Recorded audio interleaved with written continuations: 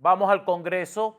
Hay una data impresionante. Se reporta que el 78% de los inmigrantes somalíes en Minnesota que llevan 10 años en los Estados Unidos aún reciben asistencia social. O sea, no se han adaptado, como dirían muchos, no disparan un chícharo, están viviendo del dinero del gobierno. El congresista Brandon Hill de Texas lo explica mejor que yo. Evidencia. What's most astounding is I asked him, do you know what percentage of Somali immigrants in Minnesota are on welfare even after being in the United States for 10 years? So you could say, okay, they came into the United States, they needed to get on their feet. I don't buy that argument, to be clear, but maybe somebody could say that. Well, 78% of Somali immigrants, again, even after being in the U.S. for 10 years, are on welfare. I mean, that is astounding. In other words, they're not living the American dream. They're not self-sufficient. They're here because you can get free stuff. And that's a problem for the American people because we're the ones who are paying for this. You know, I mentioned some principles of immigration, and one of them that the United States has in the past adhered to is called what's called a public burden doctrine. So in other words, we say that you cannot immigrate into the United States if you cannot become self-sufficient, if you're not self-sufficient. So you can't come in here and just hop on welfare. And that's something that the vast majority of Americans agree with. You know, we've got our own problems here. The American people have their own economic issues that they need to deal with.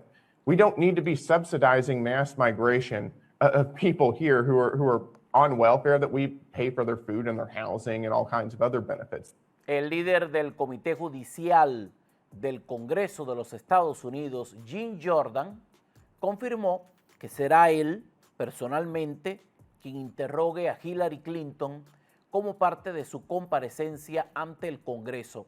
Hay mucho que preguntarle a Hillary Clinton, son muchas explicaciones que tienen que dar los Clinton y esto va a ocurrir ante el Congreso de los Estados Unidos.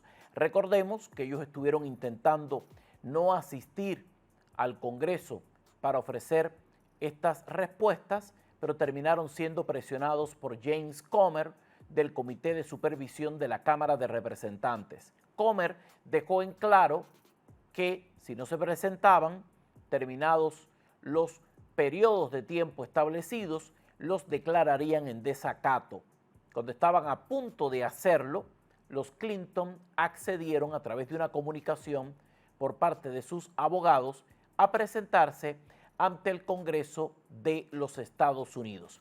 Este es el momento en el que Jim Jordan confirma que será él quien interrogue a Hillary Clinton. Evidencia.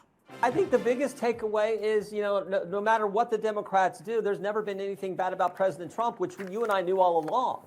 Because if there was, you don't think the Garland, Biden, Harris Justice Department would have went after President Trump? I mean, they weaponized the Justice Department against conservatives and against the president. So I think, you know, Ms. Maxwell testified again and took the fifth most of the time, but she said for the second time, at least through her counsel, that President Trump didn't do anything wrong. So sort of what we knew all the way. I think that to me is a big takeaway. And then we'll just see how this all shakes out as we move forward. Frankly, I would like to ask Secretary Clinton about when the whole weaponization effort against the president began, because we all know it started with the dossier, which was paid for by the Clinton campaign. And this dossier was a completely false, ridiculous document. So I don't know if we can get that in. Her lawyers will probably push back. But if we do, in fact, get to this deposition in a few weeks, I would like to go there. Something that I've been wanting to ask. What are you going to ask Hillary Clinton? So you're going to talk about paying for Russian disinformation to smear and undermine President Trump. That's when it all began. This is why it's so important, because that whole thing, the dossier paid for by the Clinton campaign through the law firm Perkins Coie, through Fusion GPS, the public relations firm, to a foreigner, Christopher Steele, who wrote this lying garbage document that our FBI under James Comey used to go after the other party's presidential candidate and spy on the campaign. That all happened, and it was based on nothing but just political go after your opponent.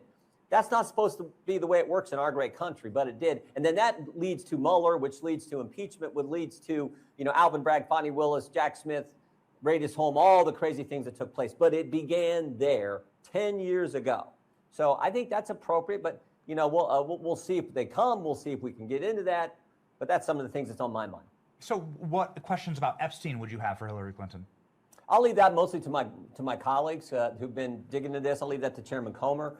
I mean, there's plenty of things you just had on Brandon. By the way, is Brandon Gill a great new member? He's on our committee on judiciary, does an outstanding job, and he talked about the number of times that the President Clinton traveled with Mr. Epstein, the number of times they were together at the White House. I think all those things will be dug into. I'm actually focused, I think, from the judiciary perspective on this other issue. We have plenty of members who are going to focus in on the Epstein issue. Alto y claro en la voz de Jim Jordan. Por su parte, la congresista del estado de la Florida, Ana Paulina Luna, describió algunos detalles de la información desclasificada que tiene mucho que ver con el pedófilo Epstein. Ella ha dicho que hay información vinculante que está describiendo que entre las personas involucradas se puede ver edades específicas que están rozando a los 11 años. Es asco y vergüenza lo que se desprende de esta red de pedofilia que está empañando la cultura, la política, la opinión pública, el poder, el dinero en los Estados Unidos. Esto fue lo que describió la congresista Ana Paulina Luna. Evidencia. What's your spiritual take on this? You're a Christian, you're a mother, you have a beautiful family. What's your spiritual take on what's actually happening here? I think this type of stuff exists when people refuse to believe in God.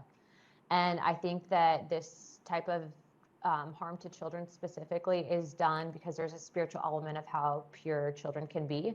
And I think that it's demonic. And I don't think that there's any way that you can chalk it up. But I pray every day, and I prayed before going in to look at the files, and I'm still praying, and I just think that we all need to remember that. But you can't get complicit in this if you say, well, that's it. Like, this is just, we're going to throw our hands up and not do anything. That's part of the spiritual battles, that's an attack. You have to get involved, and you have to make sure that you're always backing in on the right side of justice, and that is standing up for children. So Jeffrey Epstein was a demon. I think that he was absolutely a demon, yeah. Otra congresista republicana describe la lista. Ha dicho personajes famosos, ricos, personas con poder, primeros ministros, ex primeros ministros, expresidentes, personalidades de los medios.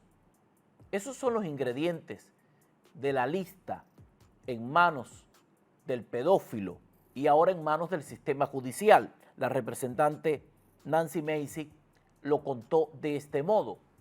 Evidencia. I would never do that as a mom. I want to protect children with every fiber of my being and would do that. But you would be shocked, Pierce, that some of the names that I have seen that came across the DOJ in emails that the DOJ is protecting. And we're talking about people on both sides of the aisle. We're talking about famous people, rich people, people in power, prime ministers, former presidents, et cetera, media personalities that are named in these files. And that's why I say this is going to go down as the greatest cover-up, one of the greatest cover-ups in American history.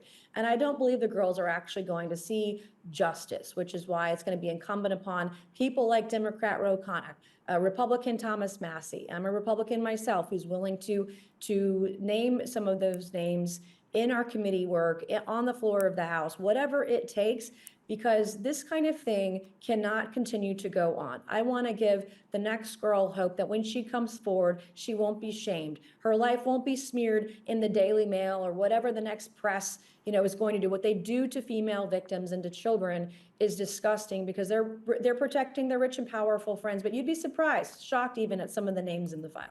Impresionante, pero la verdad se abre paso. También se abre paso Uribista Insurance. Debes marcar 786-728-8832.